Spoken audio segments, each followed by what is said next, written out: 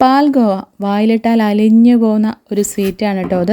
നമ്മളിൽ പലരും കുട്ടിക്കാലങ്ങളിൽ ഇതിൻ്റെ രുചി നുകർന്നിട്ടുണ്ടാവും. ഇത് കഴിക്കുമ്പോൾ ഒരു നൊസ്റ്റാൾജിക് ഫീല് തന്നെയാണ് കേട്ടോ. കടയിൽ നിന്ന് കിട്ടുന്ന പാൽഗോവയേക്കാൾ ഒരു പിടി മുന്നിലാണ് കേട്ടോ ഇന്ന് ഞാൻ പറയാൻ പോകുന്ന പാൽഗോവയുടെ റെസിപ്പി.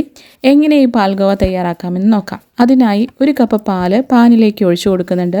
പിന്നീട് നമുക്ക് ആവശ്യമായ മധുരത്തിന് പഞ്ചസാര ചേർക്കാം. ശേഷം 1/4 കപ്പ് പാൽപ്പൊടി കൂടി ചേർത്ത് കൊടുക്കുന്നുണ്ട്.